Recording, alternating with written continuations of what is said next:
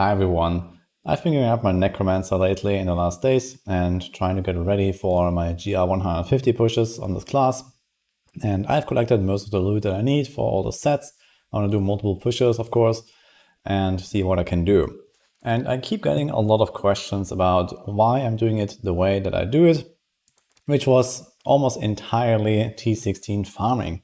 And as you can see here, I have 2,300 keys in my pocket now. Now that is a very nice number, and I also have a bunch of other materials like lots of DBs here, so I can upgrade rares. I did a few bounties here and there to get like 1,000 materials as well, but I could do more. But in general, my Necromancer is in a pretty good spot, and I will get ready for my pushes. And the reason why I did it that way mostly is because of how I play the season and how long I play the season.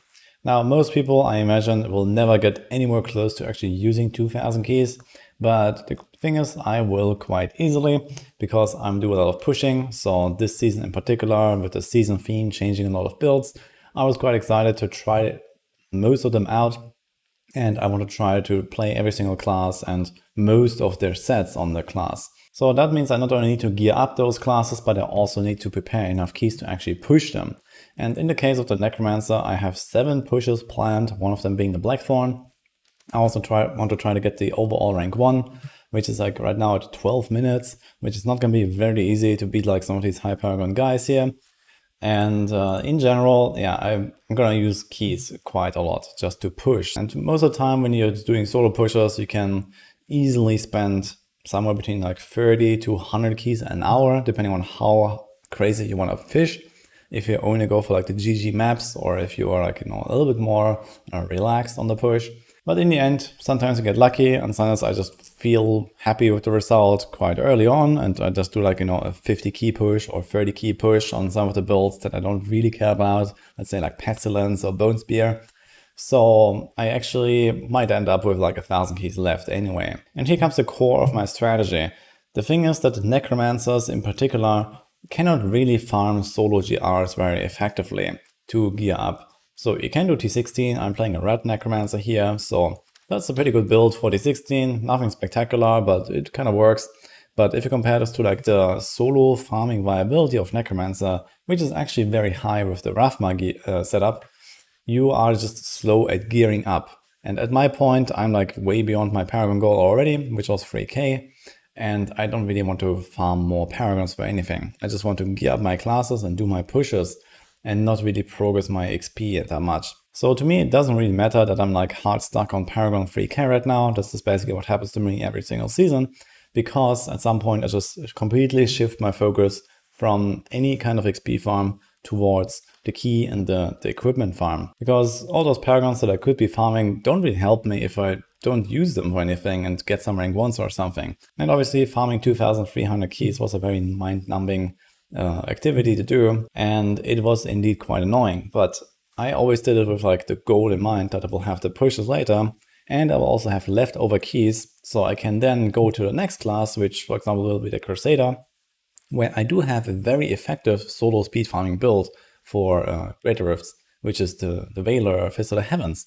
So in that case, I can actually use my leftover keys to also gear up the Crusader in GRs, which is way faster than the T16. At the very least, this applies when you do this typical GR90 strategy that I've already made some video about some months back, where I did pretty much exactly that also with the Crusader, because it's just so good at speed farming GR90, or just this season even higher, like hundreds or so, just to gear up, do those like sub 1 minute runs, and you get like 400 up to 500 items per hour, which is probably like double of what I get in T16. So what this means is that I actually invested a lot of time into this Necromancer to gear up, which has, I don't know, maybe like 30 hours playtime now or something, 42 actually.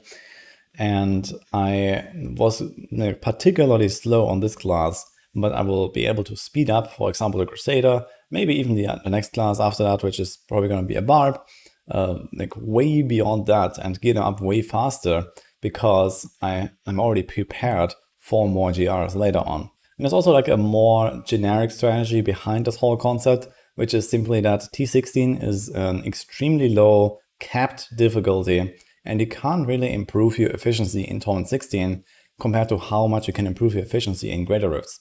So in Greater Rifts, as you progress, as you get higher level, as you get better gear, you will go to higher levels, you get more XP, you get more loot.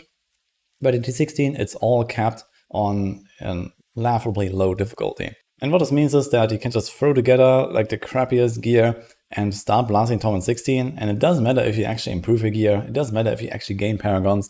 Like at some points, people are asking me, like, for example, how strong is this build without paragons or something. So I just did literally this, and my kill times were exactly the same. So it doesn't really matter at all in Torment 16, which is also the reason why I want to front load Torment 16 farming as much as possible early in a season or early when I gear up a new character.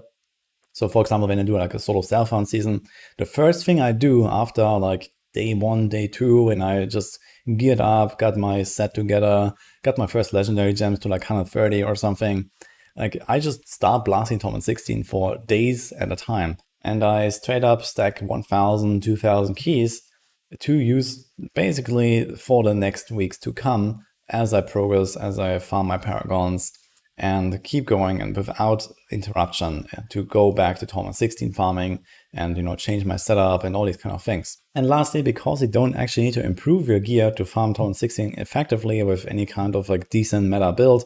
As you can see here, my gear is actually kind of crappy. In some cases, I didn't even re-roll some of these items here. I completely forgot I can roll cooldown here. I don't have crit, you know, I have like these items here that are pretty atrocious. And yeah, just it's nothing you would ever want to wear in a Greater Rift, but in T16 it's literally irrelevant. And that's also why I can keep all my materials and not really worry about them until later. So I didn't make a video talking about how to gamble, upgrade rare, reforge, what items to use that on. And in this case, I can also just wait until I'm done with almost everything, with gearing up my character here with the different sets, with the different items that I need for all the different pushes. And I can just look at what's left and specifically target craft those items, which actually is not very much anymore at this point. And precisely as I have described in the other video I just mentioned, it's exactly those pieces that are really hard to get that are left. So in this case, the Bonds of Selena Bracer, I need a better Crispin for some of my pushes because cooldown is irrelevant on some of them. And I need a Haunted Vision, which as an amulet is very hard to get typically. And that's almost about it. I have most of the weapons actually, well, kind of. And I can maybe try to upgrade a few more scythes or so, but I have some okay ones at least. I'm gonna sanctify my offense, and well, I'm ready to go. Either way, if you had any kind of questions about why I'm doing it this way, then I hope this clears up a few things for you. So to reiterate, always try to farm as much T16 as possible, as early as possible, because the efficiency does not improve in Torment 16, but it does in Greater Rifts. This also allows you to save up your materials as long as possible until you know what is left to craft at the very end when you're ready for your pushes. So you don't waste anything crafting on an item that you might actually just find later down the line. And that's it for this video. Hope you enjoyed it. Hope you learned something for your own progression.